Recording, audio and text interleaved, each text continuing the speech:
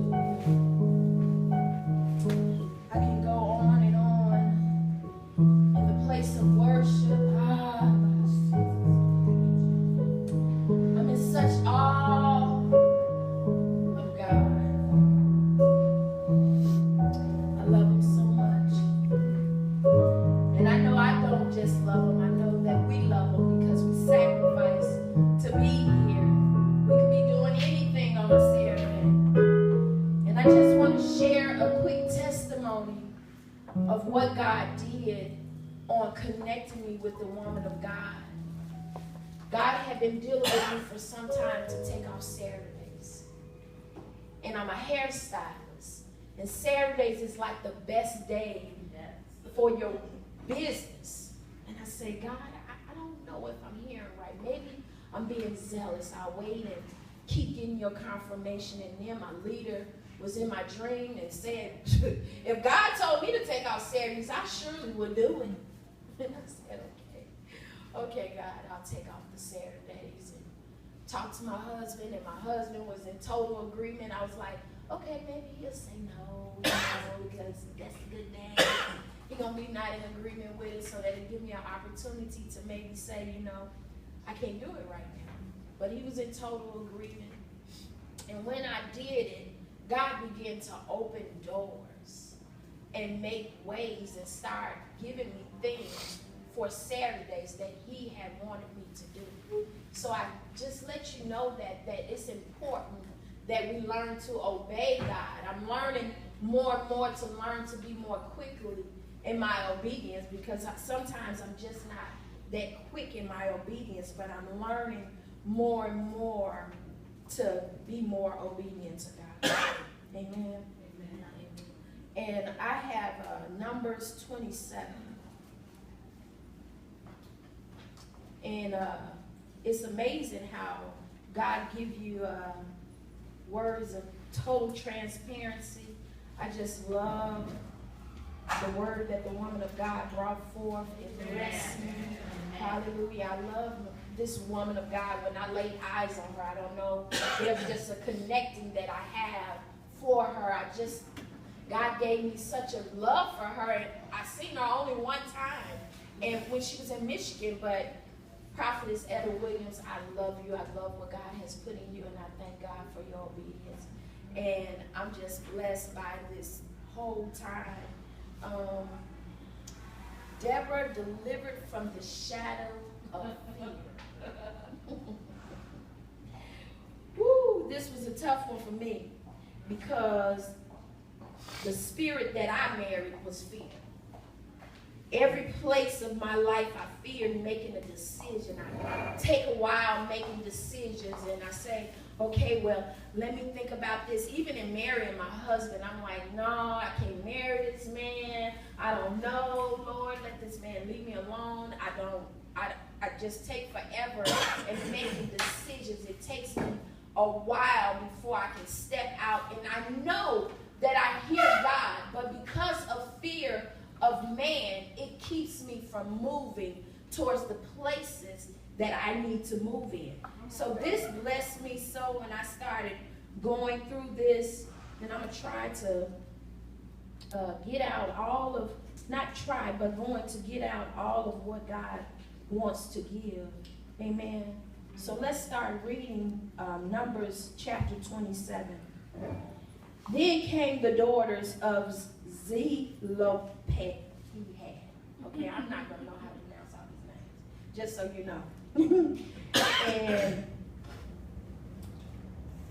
the son of Hefer, the son of Gilead, the son of Mashir, the son of Manasseh, of the families of Manasseh, the son of Joseph, and these are the names of his daughter: Maleah, Noah, Hoglah, and Milcah, and Tirzah.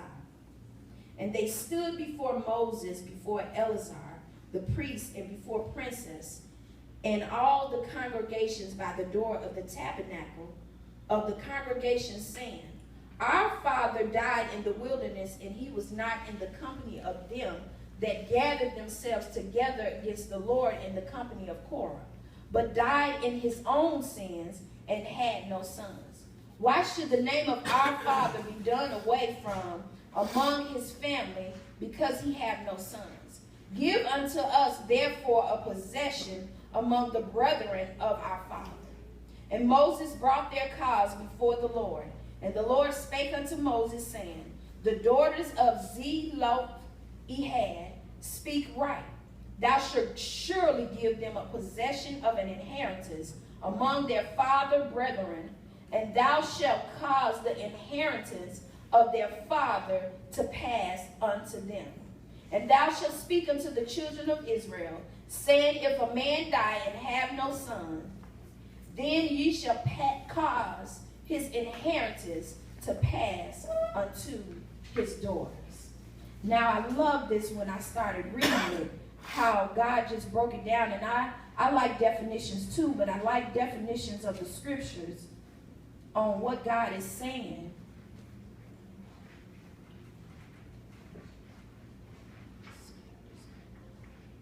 That's all right. Okay. You know how stuff try to bring malfunctions. Okay. Yes. At the beginning of this time, when God gave me this word, I had to counsel someone. And I always say, God, how do you have people come to me for counsel when I need a lot of counsel? I'm always trying to find counsel and looking for the advice of the wise. And he had these people coming up to me, and while I was at the Panera Bread, the young lady, I had been praying about the word and didn't really know where God was taking this word.